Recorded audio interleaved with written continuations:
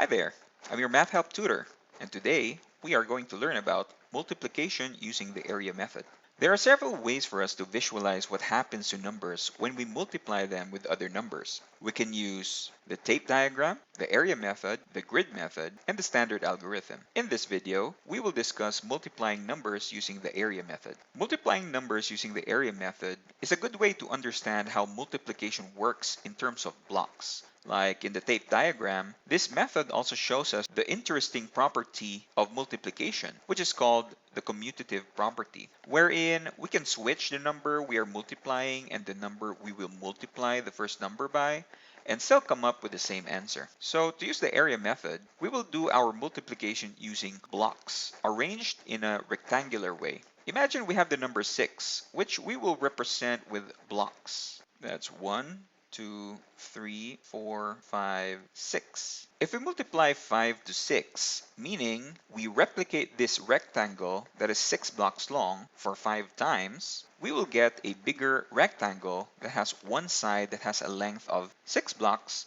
and another side that has a height of 5 blocks. So that's 1, 2, 3, 4, 5. And then we're just going to go ahead and create a bigger rectangle using these as our measurement. So if we're going to represent this rectangle using multiplication, we can say that the rectangle that has 6 blocks or 6 squares in it, this one, 1, 2, 3, 4, 5, 6, was multiplied 5 times. So this is the one time, this is the second time, this is the third time, this is the fourth time, and then this is the fifth time. And if we count all the blocks in this new rectangle that we've formed, that is 6 blocks long and 5 blocks high, we're going to see that the number of blocks inside this rectangle is equal to 30, or there are 30 blocks inside of this rectangle, which also tells us that 6 blocks multiplied 5 times is equal to 30.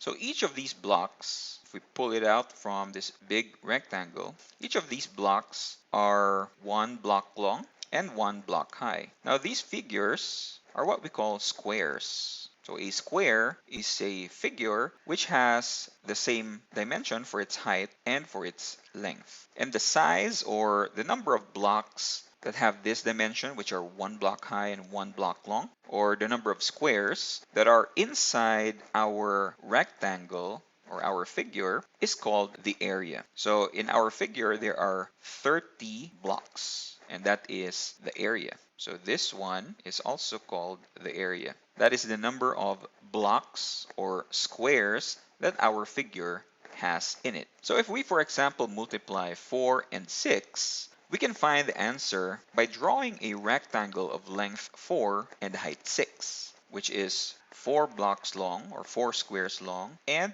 6 squares high. So that's 1, 2, 3, 4, and 1, 2, 3, 4, 5, 6. So let's just write their measurements outside of the rectangle. This is 4 and this is 6. We then will be able to determine that 4 times 6 is equal to 24 because it resulted in a rectangle that has 24 blocks in it. So if we count the number of blocks inside this rectangle, which has the length of 4 blocks or 4 squares and the height of 6 squares, if we count all the squares that are inside this rectangle, it's going to give us 24 squares. So the answer to 4 times 6 is 24. So again, the area is the size of the space that is inside a shape that we are interested in. This area is measured in terms of squares that have a side of 1 block in length and in height. And the area is simply the result of the multiplication or the product of our multiplicand and our multiplier. So in this case, this is the area or the number of squares inside our rectangle.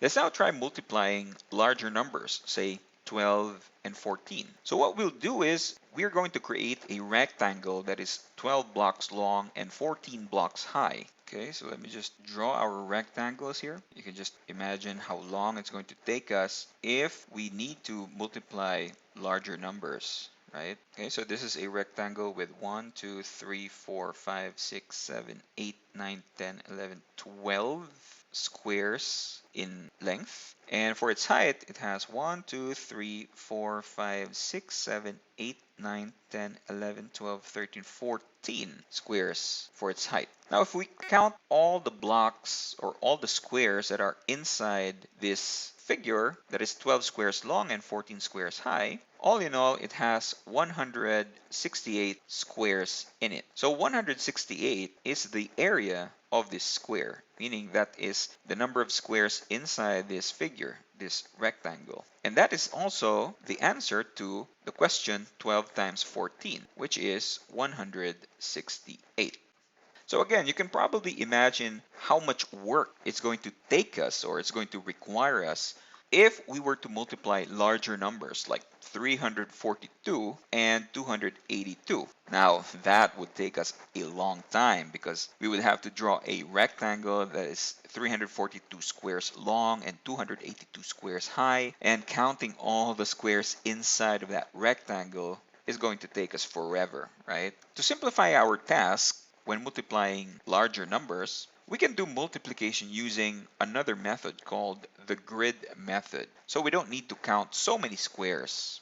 Now it's time for interesting fact time. Do you know that you can decompose numbers that have multiple places before we perform multiplication operation? So for example, if we want to multiply 12 and 14, we can decompose these numbers as 10 plus 2 and 10 plus 4.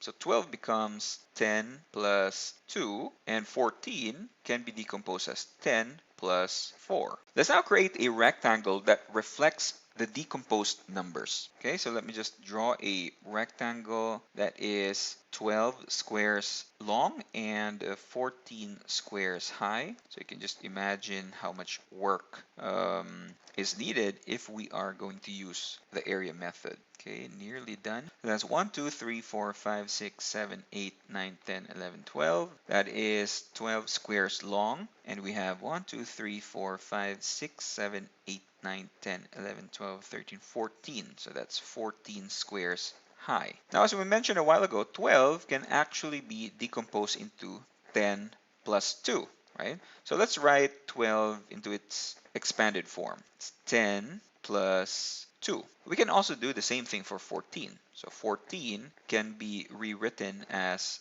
10 plus 4. Let's do that here. That's 10 plus 4. Now, when we do this, something very interesting happens. We will see that there are several regions created within the rectangle that makes it easier for us to count the rectangles. So what we did was we just created regions within our rectangle. And you can see that there are several rectangles formed within our rectangle. So this rectangle has a length of 10 squares and a height of 10 squares. This rectangle has a height of 4 squares and the length of 10 squares. This rectangle has a length of 2 squares and a height of 10 squares, while this rectangle over here has a length of 2 squares and a height of 4 squares. So if we count the number of squares inside these smaller regions, let's draw it over here. Say this is our rectangle that has a length of 12 squares and a height of 14 squares. And these are the regions that we have formed based on the expanded form of the numbers we are multiplying. Okay, so this is 12, which is also equal to 10 and 2, and 14 is equal to 10 plus 4. So if we count the number of squares inside each of the regions, for this big region, that's 10 squares long and 10 squares high, the number of squares inside that region comes to 100 squares. Now, the number of squares inside this region, which has a height of 4 and the length of 10 squares, is 40. And then if we count the number of squares inside this region, which has a length of 2 squares and a height of 10 squares, we can count it to 20 squares. And this smaller region over here, which has a height of 4 squares and the length of 2 squares, gives us 8 squares. So since these numbers just tell us how many squares there are in each region, it means that if we add all these numbers up, it gives us the number or the total number of squares inside this bigger rectangle. So let's add 100, this big region, plus 40, this region, plus 20, this region, and 8, and we use the standard algorithm to add these numbers, it's going to give us 168, which is the answer to 12 times 14. You're going to see more of this technique in our next lesson when we discuss multiplying numbers using the grid method. Now let's review what we have learned. You can pause the video if you need more time to answer the questions. Let's begin. This is a measurement of the space occupied by a shape in terms of the number of squares in it, with a side length of one block or one square.